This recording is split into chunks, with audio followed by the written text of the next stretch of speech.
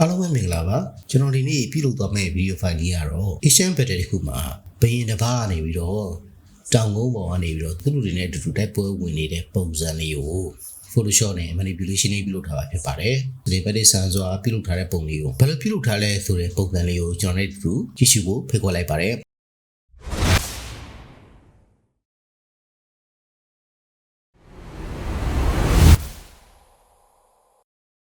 propose တော့နဲ့ထုံးစံတိုင်းပဲကျွန်တော်တို့ new file ကိုဖွင့်လိုက်ပါမယ် new file ကိုဖွင့်ပြီးတော့မှကျွန်တော်တို့က pixel တစ်ခုကို width ကို2500 height ကို4000 ပေးပြီးတော့စာပြီးတော့ file တစ်ခု new file တစ်ခုကိုခေါ်လိုက်ပါမယ်ပြီးကြရင်တော့ကျွန်တော်တို့ထည့်မယ်ပုံတစ်ခုကိုစာပြီးတော့ကျွန်တော်ပန်တူနဲ့ဖြတ်မှာဖြစ်ပါတယ်ပန်တူဆိုတော့ p ဆိုတော့ shortcut ကိုယူပြီးတော့ကျွန်တော်ကဖြတ်လိုက်မှာဖြစ်ပါတယ်အဲ့မှာလမ်းကြောင်းလေးတွေပတ်လမ်းကြောင်းလေးဆွဲပြီးတော့မှကျွန်တော်ကဒီမြင်းနဲ့ဘယင်ပုံကိုဖြတ်ထုတ်လိုက်မှာဖြစ်ပါတယ်ဖြတ်ထုတ်ပြီးတော့ control J နဲ့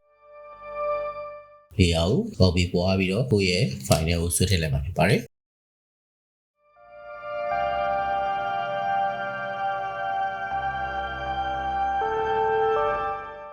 select ထဲကနေပြီးတော့မှ select command ကိုရွေးပြီးတော့ကျွန်တော်တို့ကဖြတ်ထုတ်မှာဖြစ်ပါတယ်ဒီ select command ထဲမှာကျွန်တော်တို့အောက်မှာရှိတဲ့ select with layer path ဆိုတဲ့ဟာလေးကိုရွေးပြီးတော့ကျွန်တော်တို့ကတည်တံ့ layer ခေါ်ထုတ်လိုက်ပါဖြစ်ပါတယ် unicorn ကြိုလေးကိုမလိုအပ်တဲ့အတွက် unicorn ကြိုကိုဖြတ်ထုတ်လိုက်မှာဖြစ်ပါတယ်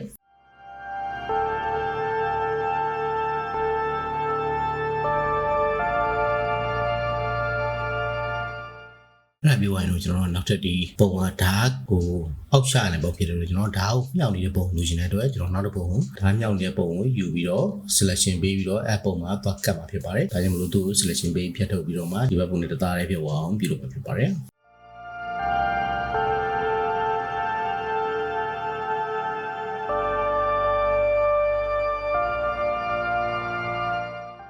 ဆက်လက်ပြုတ်သွားပြီဆိုတော့သူ့ပုံကိုအောက်ကပုံကို layer mask ခေါ်ပြီးတော့ layer mask ထဲမှာ brush tool နဲ့အောက်ကပုံကိုဒီဓာတ်အောက်ရှာနဲ့ blue ပုံစံကိုပြန်ပြီးတော့ brush tool နဲ့ဖြတ်ထုတ်မှာဖြစ်ပါတယ် layer mask ပုံမှာပဲ background ကိုmaybeပြန်ဖြတ်ထုတ်လိုက်တာဖြစ်ပါတယ်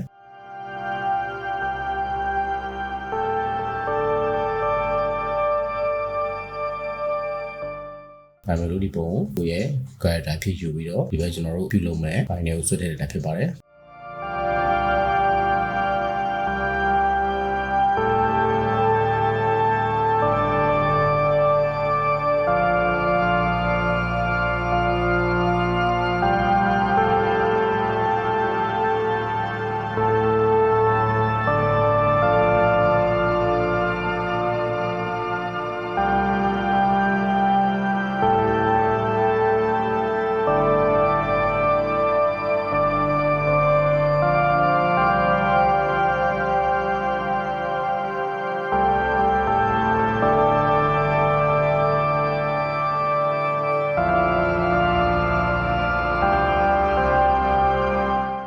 တောင်စုံလေးပုံစံကိုဒီဘက်ကနေပုံလေးဖြည့်ယူပြီးတော့အထဲကိုဆွဲထည့်မှာဖြစ်ပါတယ်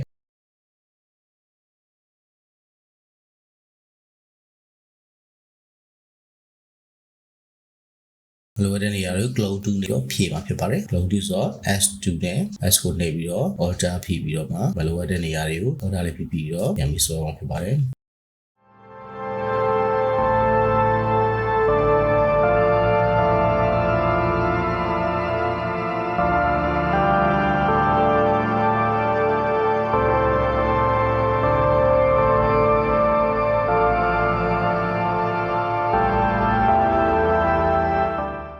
နောက်ထပ်ဒီ background တစ်ခုကို mini background တစ်ခုကိုဆွဲထည့်မှာဖြစ်တယ်အဲ့တော့ဖြတ်ထည့်ပြီးတော့ဒီဘက် background တွေကိုဆွဲထည့်မှာဖြစ်ပါတယ်ပြန်သူက color အရင်တောင်းတဲ့အတွက်သူ့ color ကိုပြန်ရှိန်ညှိဖို့အတွက်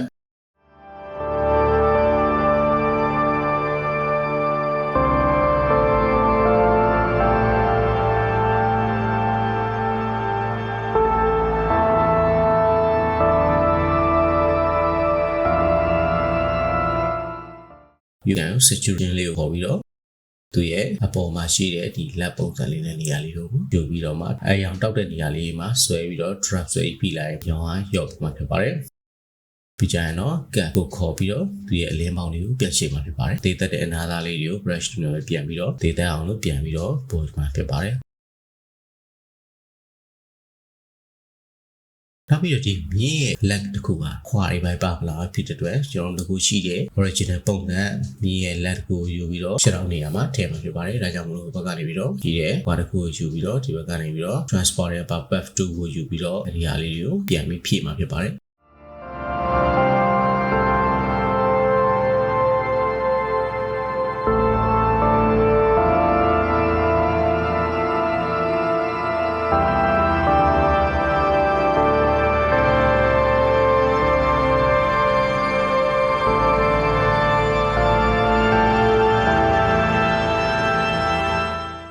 AMS ကိုခေါ်ပြီးတော့မှပြန်ပြီးတော့မလိုအပ်တဲ့နေရာလေးကိုဖတ်ထုတ်ပါဖြစ်ပါတယ်။ဒါဆိုတော့မြင်းရဲ့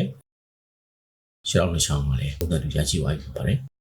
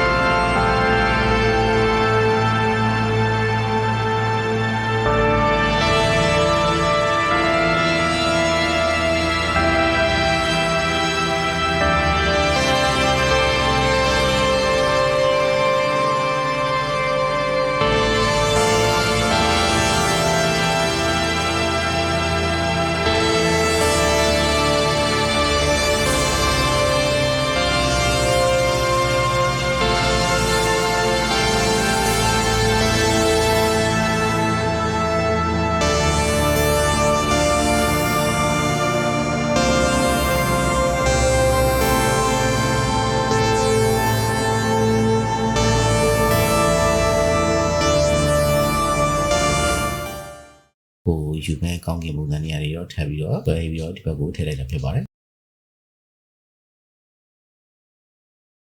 အခုကျရင်ကျွန်တော်တို့ကထပ်ပြီးတော့ဒီသသားတွေကိုထည့်မှာဖြစ်တဲ့အတွက်သသားတွေရှိတဲ့ပုံကိုယူပြီးတော့လိုအပ်တဲ့နေရာတွေပုံတွေကိုဆွဲပြီးတော့ဘန်တူနဲ့ဖြတ်ပြီးတော့ဆွဲထည့်မှာဖြစ်ပါတယ်။ဒါကြောင့်မို့ကျွန်တော်ဘန်တူနဲ့ဖြတ်ပြီးတော့အချိန်ကုန်သသားတွေကိုကျွန်တော် new speed လေးတင်ထားဖြစ်ပါတယ်။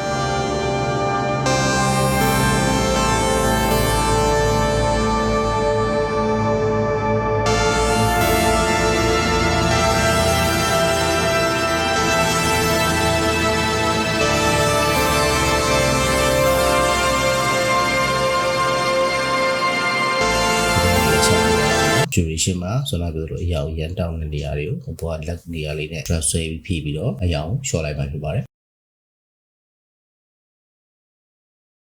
ပြီးကြရင်တော့ကျွန်တော်တို့ကဒီမှာ battery ဖြစ်နေတဲ့ပုံစံလေးတွေကိုယူပြီးတော့ဒီပုံလေးတွေကို control ချင်နဲ့ဘေးကပေါ်ပြီးတော့ဘက်ကိုတွက်ထည့်မှဖြစ်ပါတယ် control D နဲ့ပဲချင်းချေကိုပြုလုပ်ပြီးတော့order key ကို PPP copy ပေါ်ထားပြီးတော့ယူမှာဖြစ်ပါတယ်။သူတို့ group တစ်ခုလုပ်ပြီးတော့ထည့်ထားမှာဖြစ်ပါတယ်။နောက်ကျွန်တော်က link ပေါင်းချိန်လို့ရှိရင်ဒီ group ကတစ်ခုရဲ့ဒီသက် group တစ်ခုလုံးပါသွားမှာဖြစ်တဲ့အတွက် group ဖွဲ့ထားပေးပါ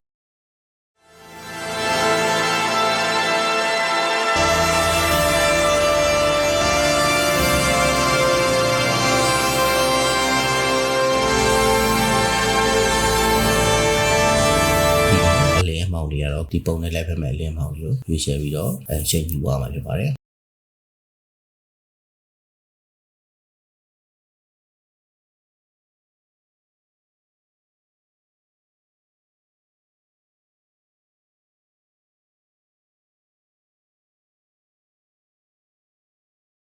လန်တွေကိုထည့်မှာဖြစ်တဲ့အတွက်ကျွန်တော်လန်ပုံတစ်ခုကိုယူပြီးတော့ဒီလန်ကို copy ပွားပြီးတော့ထည့်ပြီးတော့အများကြီးပေါ့နော် copy ပွားပြီးတော့ထည့်အောင်မှာပါတယ် order နဲ့ပဲ PPP copy ပွားပြီးတော့ထည့်အောင်ဖြစ်ပါတယ်